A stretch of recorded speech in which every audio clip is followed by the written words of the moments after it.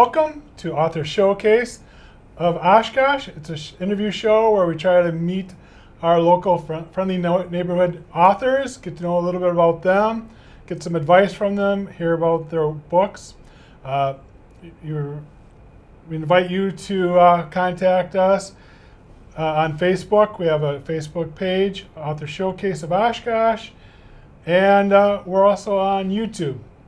My name is Tom Cannon. I'm a local author, live right here in Oshkosh. Hey, I'm Bill Gillard. I teach at UW Oshkosh, and I'm also a writer. I'm excited to be here with you, Tom. Yeah, it's going to be a lot of fun. And today we're interviewing G. Anthony. G. Anthony is a local poet and writer, and he has a book out called Nobody's Words. It's kind of a poetical memoir, and talks of healing. So we're looking forward to getting to know G. Anthony a little bit better. Welcome. How are you today? Wonderful. Thank you for having me. Yeah. So tell us a little bit about how you got into writing. I know from your bio that you were always interested in writing, and then there came a time in your life where you're like, I want to pick this up. I need to pick up writing poetry. And Right. Poet first and foremost. You talk about your writing discipline, like Yes. for example, Where Nobody's Words. It's Yes. a fantastic book, and it is a memoir, where it came from. And it started off with a very conscious decision on your part It did. as a writing discipline to write 500 words a day Right. for 90 days. Just to see what would happen. You were experimenting on yourself. You know, you had the clipboard and the lab coat, and like, what's going to happen to this guy? And so what did happen? I had been healing from childhood trauma, mental illness, and I had been making headway. And I just decided, I had recognized that I'd stalled. Something was halting my growth again, and it was kind of frustrating because I thought I had the handle on it. And I was meditating, and I'm trying to figure out what it is I need to do then. If I'm stuck, what do I need to do? And it brought me to this place. I thought it was past, and it was a bit uncomfortable. And it really got me to go inside and say, what's the one thing you haven't done that you really want to accomplish in your life? Like, if I died today, which we all die at the end of the day, did you do what you wanted to do? Did you do what you needed to do? And it was writing. I had always identified myself as a writer, as a poet. And yet I had nothing to show for it. And I had gone to a writers' conference, the Lakefly Writers' Conference. Lakefly? You mean the one in Oshkosh? That's the one. the one we were hoping you would fly. Yeah. The one that's every May in downtown Oshkosh that Tom and I serve on the board for? Oh my. That Lakefly? That's the one. And that you spoke this year? Yeah. 2025? I tell you, going to that conference, it was the first time in my life I was surrounded by other writers, other poets, other people that were churning through the same anguish of getting the words out. And so that's what it was. After that, I had recognized, and I said I had already some writings done, but to focus and sit down to it. So 90 days, I had to make a commitment to keep me from being distracted by all the household things that somehow get in the way of what I really want to do. And I focused, and I sat down, and some days I wrote more than 500, some days. Making that set goal was extremely challenging. And But each day, well, from what you've written, you didn't have a plan. You didn't have a goal. You didn't say, today I'm going to write about basketball, or you didn't have a plan. Whatever wanted to come out, came out. The raw, emotional, unfiltered truth, because it was all I knew. And not even anyone else's truth. I didn't write it to publish it as much as just to get it out, because that was the clog. That was holding, that I had these truths about. I was going right in the middle of a transformational period.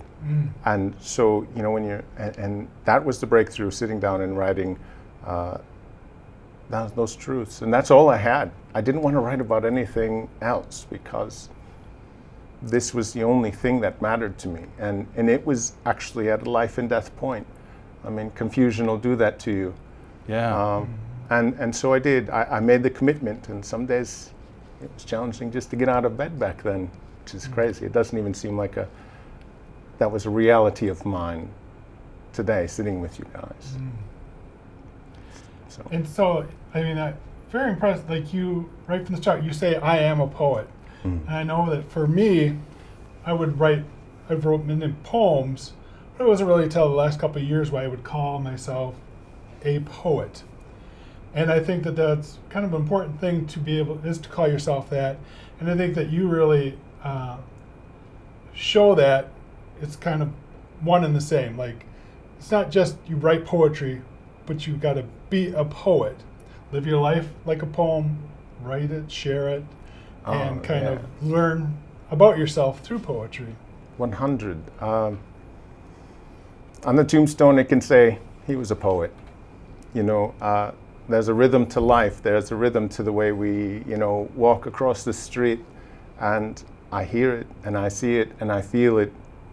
And words have energy, and to put them in a way that's sometimes lyrical, sometimes abstract. I don't know, I just love the art of poetry very much, and the writing it all works out. So did you begin this 90 days of writing with the idea of having a book when you were done with it? No, that came, that came, I ended up, after the 90 days, I had 90,000 words. So I wrote, at the end it was 1,000 words a day average that I wrote, and no, I didn't. It wasn't until about halfway through when I started, I had taken a couple months off after the 90 days because I was wrecked. I was exhausted. Arm was tired. But I felt great. I felt good, just exhausted. That, when you have a good grief cry, and then you can breathe after that, that's what I felt. But I couldn't touch it after that because partly I was afraid. I was scared to death to go back there because I knew how powerful, and that every time I revisit, I mean, it's taking in my truth again. I can't deny that. You're talking about the first, 20-25% of the book, which is terrifying. Right.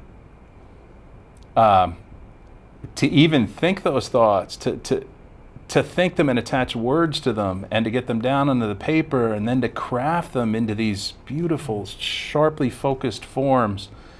After 2 months, I had to go in and take my brain and more or less shake it like an Etch-a-Sketch. I had to breathe in just something, that calm, and then approach it. And one of the things that was incredibly challenging was to say hard things in a way that still brought comfort. And the other thing was to make sure that in telling the truth, it never lost beauty. It never became ugly. It was heavy, it was scary, but there's that fine line where truth is beautiful, and then when truth gets a little dim, and that's what I applied to find the balance there. And you kind of find power then in going back and reworking the words. I think that there's power in turning your pain into that work of art. But I think even if you're like you, so relatively, you kind of made yourself ready pretty quickly to go back in. But also, you could write those words and then wait until you are ready. At least you got it out. You went through the process of doing it, and then wait until you're ready to approach it again, and then wait until you're ready to share it with somebody else. When it comes to mental illness, and you're dealing with it's just mental illness is confusion, right? You just have questions and you can't find the answers anywhere in the world, and so that really frustrates us, and it makes us, unhealthy in a way. So being able to, that 2 months time, all I did back then was work on myself. That's all I did. I searched for new answers, a lot of it in philosophy.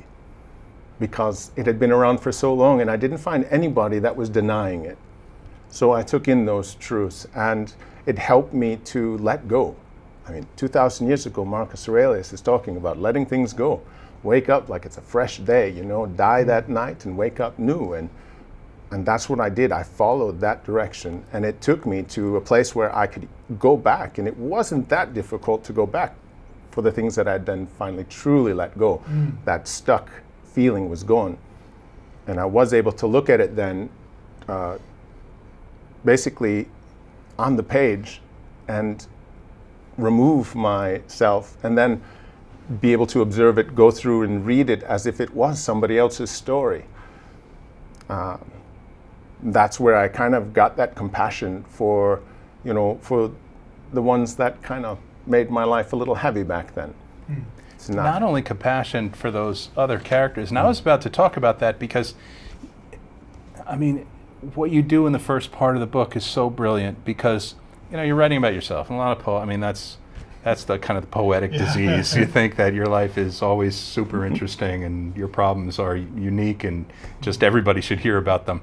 But what you've done is it really felt to me like you were writing about a character. This isn't just somebody unloading their problems, but we're observing a character, this small child who grows, who is in some very, very awful situations, but right. It's a character, and you're able to step back, and we as readers are able to see this character. It's not G. Anthony sitting here, who's a nice guy, who's a poet, telling me we're both looking at this child. Right. And that's the magic in here, that this child and what you do, you bring compassion and that to the other characters, but you're bringing like forgiveness and gentleness to this character, to this small child, and that's magic for me. That really is for like a confessional type poet. So it's fascinating. You're talking about writing about these characters. Was that a breakthrough moment for you to write about yourself? Because it was yourself, genetically the same, not physically, but it's you. It's interesting that you say that, In here too, so I've been diagnosed with DID, dissociative identity disorder. So it's interesting that you say that when you're talking about characters, and especially when you're talking about a young one. And coming out of that confusion of the diagnosis, right, which I really can't even relay into words how challenging it is to differentiate thought from impulse and everything tied together. So until you let go and you're able to see that, wait a moment, what I'm feeling is just incredibly heightened emotion that transmutes itself into something else, and to be able to break that down and separate it from myself, kind of dissociating from the dissociation, that's, I needed that to be able to do this. And that was a good thing? That was a therapeutic thing, to dissociate yourself from what is already kind of a fragmented set of memories, even consciousness, to further kind of separate that. That's a complex dance. I refused to, I can tell you, I refused to take on the diagnoses that people were telling me Feel I free had. to say no. You don't have to answer questions. You're good. I'm figuring out these words because it's interesting. I really appreciate the opportunity to share this with others that might be dealing with, I was diagnosed with anxiety disorder, bipolar disorder, and I was given a cocktail of, at one time it was 14, 16 pills a day I had to take. And I would just say, even in my unclear state, how long do I have to take these medications because they make me feel terrible? It doesn't feel natural.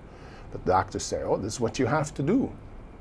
Well, I found my medication in writing, the medicinal therapeutic of just pouring out who you are, who you feel you are, even though the world is telling you you're somebody else. That's what I put in there. And that transformation out of the identities that everybody else gave me, to find my own sanity, to find my own way of breathing, my own me. And at the same time, you from a personal kind of writing process and writing as therapy your character, this boy who grows into a man, also is on that path. And the story, it's a memoir, but it's also a narrative of this character who's going on a similar journey. And it works on that level too. Absolutely. That's the cover, That's me and me right there. That's the younger version of myself. It's a brilliant cover. And it's an older man walking with a young boy. Out of the dark woods. The dark woods. I hadn't even thought of that. And that's because what it feels the older like. man in this child's life is not the problem. It's the Yeah. And I think that's the power of writing, especially poetry especially, but at any type of writing, even if it's just journaling, but if you're writing fiction too, is you are writing about yourself, and you're kind of taking control of your story. You're talking about how people defined you, Right. diagnosed you in medical terms, but then writing is a way for you to kind of determine, this is my story and this is what's actually going on, and actually learn about yourself, right? And so why don't we have you share one of your poems right now that's in the book. And if I may, about what you were just saying, the reason I chose to write a poetic memoir was because in my most confused times, I could barely read a sentence. No. It was really tough to concentrate, to focus on what I'm taking in because of all the confusion. And I said, that short line form, that poetic form, would be easy for somebody to take in small bits and be helpful. And I've heard that come back to me, so I'm really happy about that. All right. So this is called The Turn, and it really summarizes nicely the book and what I'm going through, that transformation. What page are you on? 98. 98. Everybody at home, get your books Pretty out. hard. Yeah, Page 98. You will be quizzed. When we call on you to read, take out a paragraph. All right. Okay, go ahead. I see the world, and this is called The Turn. I see the world transparently, my opinions and thoughts at bay. I love my wife, my children, and I have a common side. I never thought life could be lived this way. Think less, write more, this is what I do. Dismissing thoughts, creating art, my expression of the truth.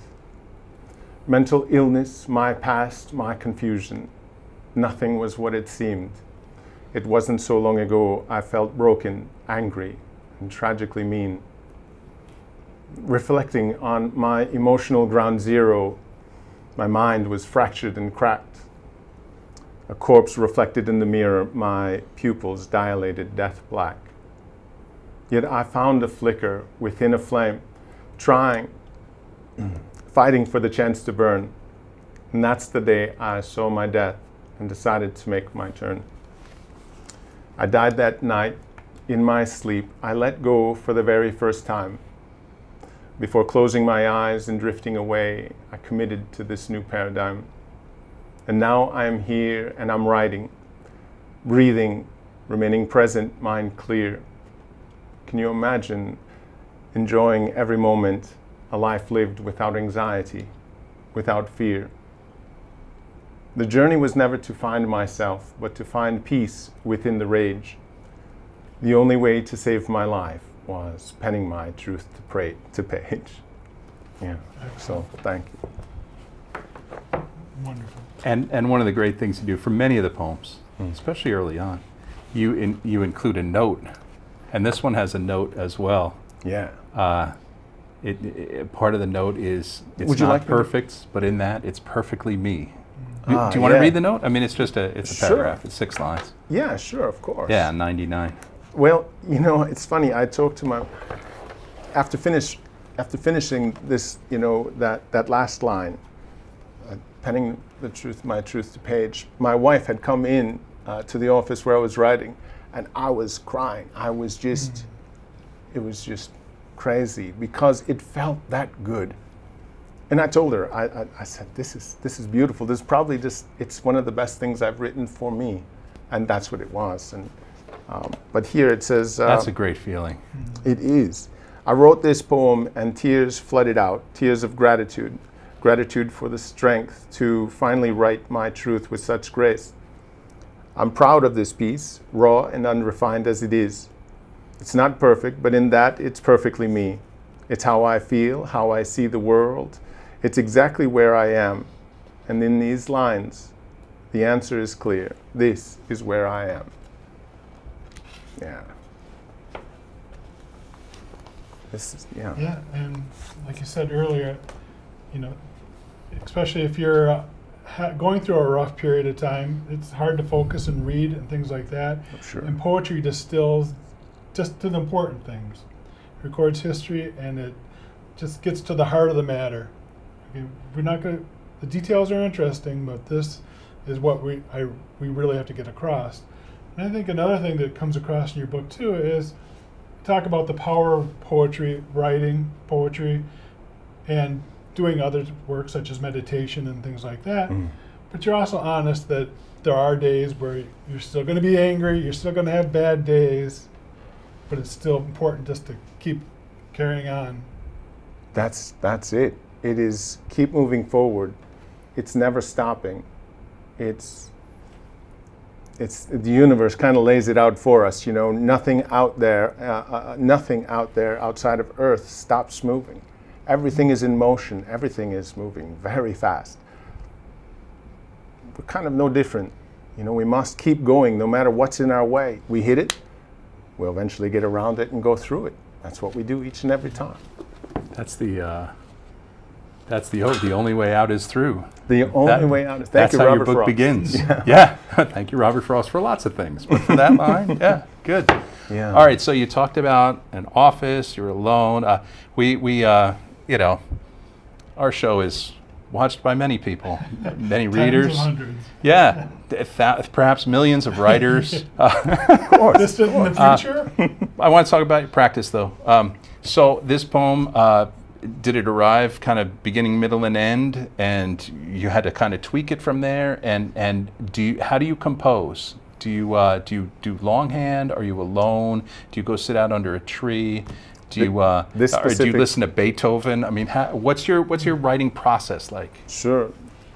That particular poem was started on one line. When I was in a moment of clarity on my porch, I breathe a lot outside. I like to stare at trees just waving back at me. And well, not a lot to do in Fond du Lac sometimes, but it's pretty up and coming here. Time well spent, though. Yeah, right. time well spent. And you know, so I wrote that down. I see the world transparently. And immediately all of these thoughts came in. And I'm like, no. So I went in, and then that's where I finished writing on the computer because it just was going. And I tell you, when you get something, you can't hesitate. If you're a writer or you're a poet and you get that one line, you must find a notebook, you must find something to scribe on, and I wrote it. My process beyond the book, I try to get outside. I try to write on my porch. If I can't, I must be near a window. I like seeing just the sky if I can. Anything around me. Being confined it's all right.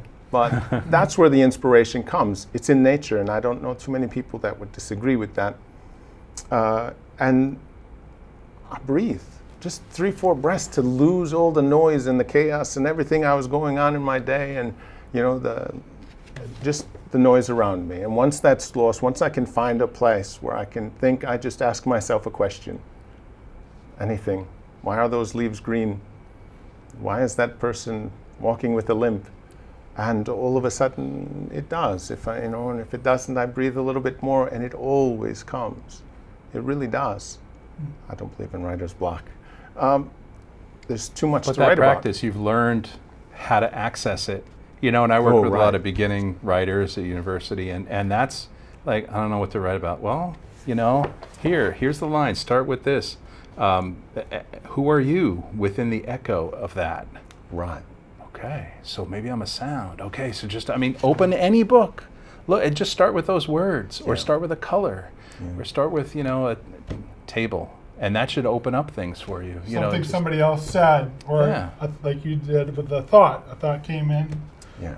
and it's like, There's no such thing as the writer's block. There's far too many things to write about. And if you are dealing with something like that, it's the thoughts that are keeping you from getting through to yourself. Because, even when we want to tell our own truths, if there's anybody else in the room, it's not going to happen. It just won't happen. I can go to a mirror and I can lie to myself in front of that reflection because I know it's. But when you're alone and you have a pen and you have a paper, or you're able to write, and you ask yourself a serious question: how on earth did I get here? Wow, what kind of prompt? That's perfect for me, right? Because even if I don't know the answer, now I have a mission to find that answer. Sure. And in that, I'm going to write a whole bunch of stuff that's not going to be it. But one day, it'll work out.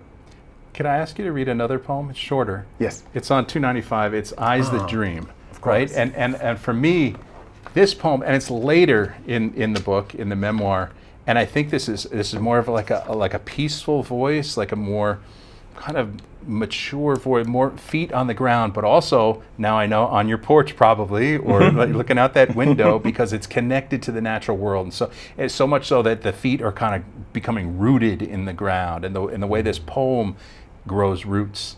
And that's why I loved it. I felt like you were, blending so many different borders here between what's written and what's growing, and a person, and just the whole rest of the world.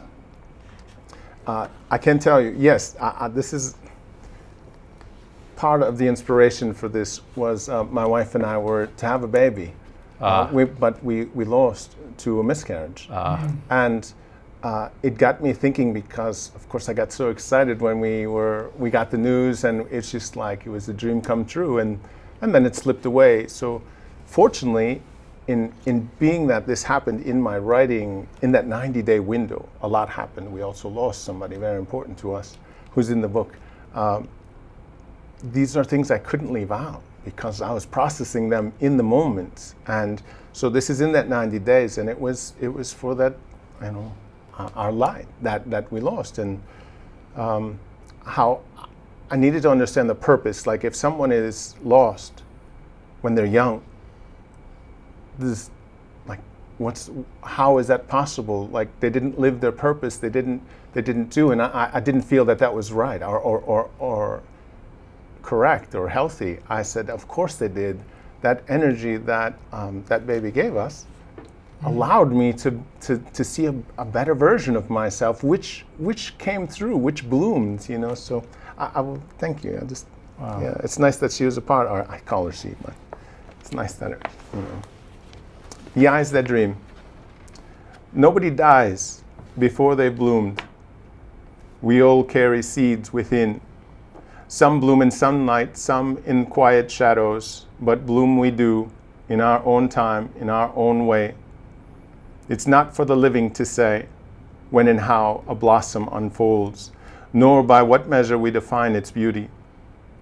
For no flower is judged by petals unseen. Its worth lies in the eyes that dream.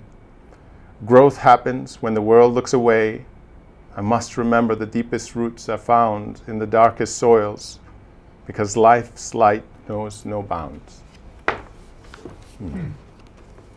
I think you get somebody reading that could get the message they need to get. There's very different messages, but Yeah. knowing your story, that story of why it came from is very powerful, and I kind of think that, and I agree, and I share that personal insight. And that's one of the beautiful things about poetry as well. What it means to me is not going to be what it means to somebody else. But yet, in doing open mics, I've had people that listened to these kind of poems and have come up and said, oh my gosh, I can relate to that. That's powerful. Like, I'm going through that now. And it's all the same, but different. I feel that all of my writing is meant to meet people where they are. If they're going through something that's really heavy, or they just are ready to, reconnect with something that really matters to them, I think my writing will meet them there. and they'll find it. And yeah. So let's talk a little bit. Sounds boring, but it's not your website, because that's a place where people can kind of learn where to get the book, right? That's right. And to know more about you, and also like if they would like you to come and speak to their organization and stuff. So homemadeauthor.com, and I invite people to go there and get to know your writing and stuff. And that part of that is, I saw you at a open mic, the one in Fond du Lac in the Lake Literary Center, and I told you I'm going through your book and I'm printing off pages because I want to share them with some young people and maybe put them in journals and stuff. And you said, well, I have a PDF free download for people, 30 days of healing. And so I've been actually taking some of those poems and reading them to some young people and having them put in their journals, or helping them create. So maybe talk a little bit about that, the 30 days of healing. Of course. Thank you, by the way, for doing that. So it was a little compilation of healing poems that I put together called The Quiet Work. And it's just the different, these are more about breaking through some of the things we don't really see in front of us. You know, maybe how people are talking to us and how we receive that, or carrying things for far too long, how to let it go, how to, you know, hit the reset button when we feel a certain way. I felt that there's this, that it took, you could start from one place and you could go through it, and something in there is going to touch you. Something in there is you're going to hear it, you're going to feel it. And I really only, you know, everything I do comes from a desire to help people feel seen. And I want to remind them that whatever they're carrying, they're not alone. You're not alone at all. And that's what I like to get through. So, yeah, so it's a free PDF that they can download. As long as you have you here, would you read day 16? Of course, of course. Of The Quiet Work? Letting go doesn't mean it didn't matter. You can release without erasing. You can move on and still remember what it cost you. Letting go isn't betrayal. It's choosing peace over proof. Yeah. And then I always put this little prompt on the bottom that you can honor the past without living in it. And these are all personal. They just how you can take these snippets of what really helped me, and that's what these come down to. Letting go was a big one. I told you that earlier when I felt stuck. You know, how do you let go when you don't know what to do? And yeah. So we only have a couple minutes left. But you and I were at a conference together recently. I was lucky enough to sit with you at lunch. And I heard all about your new project that you're working on now. And it is like, I was totally blown away listening to you talk about this. I'm like, this is genius. I'm like, I'm going to be first in line to buy this book. Can you give us a little bit of what your new book is about? I am so excited. I'll tell you, after I finished Nobody's Words, and I realized it's powerful, it's emotional, it's very raw, I'm like, oh boy, I felt these feelings. Don't typecast myself. You know? I said, I better write something else. And I wrote this. It's called Above and Within. And it's cosmic, and it's human, and it's both all at once. And it started from a question. One of those questions I ask myself when I don't know what to write about. And I said, what if the universe could speak?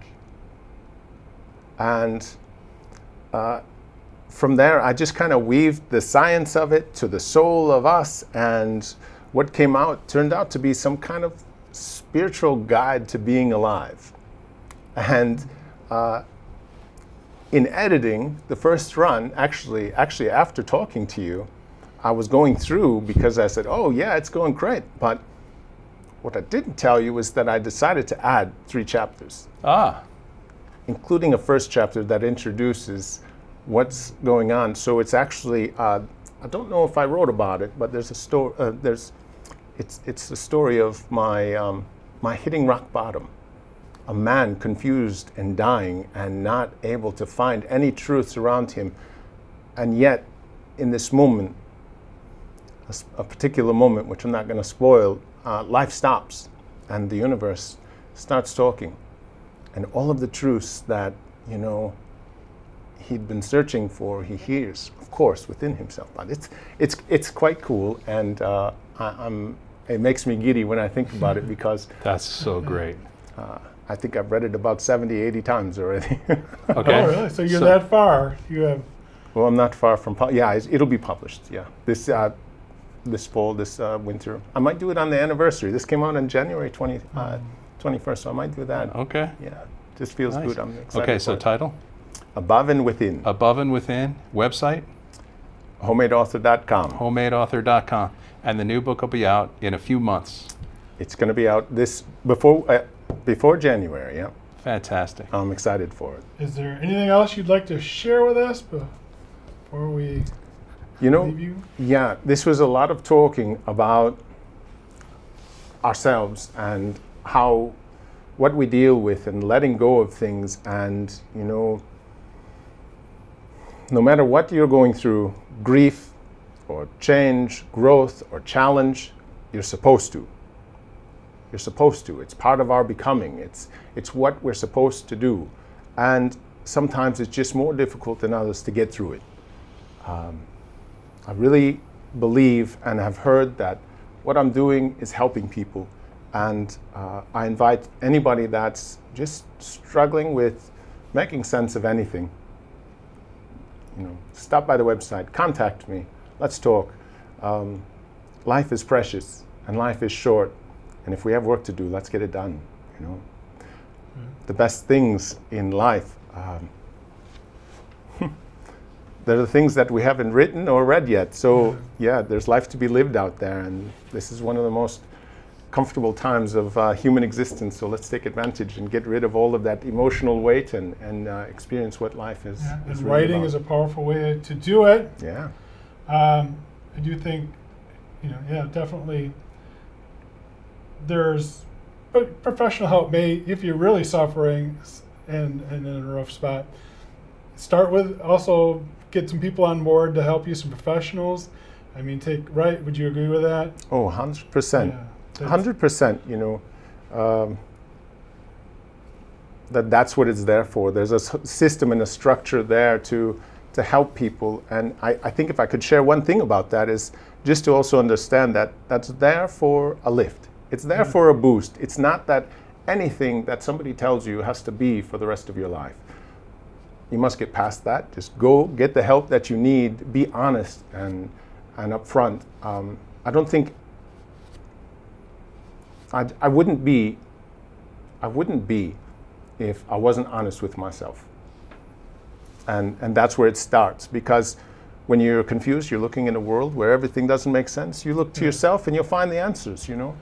Yeah, I do. I think that sometimes those answers are locked away, but everything that you need is within you. It's down in there, and writing is a powerful way to find it. And reading can help bring that out and stir it up inside yourself too, that nobody's alone here. Yeah. Absolutely. That's a great message. Okay, it was our great honor to have G. Anthony with us today. Thank you for joining with us. If you have any questions or comments, go to authorshowcase@gmail.com.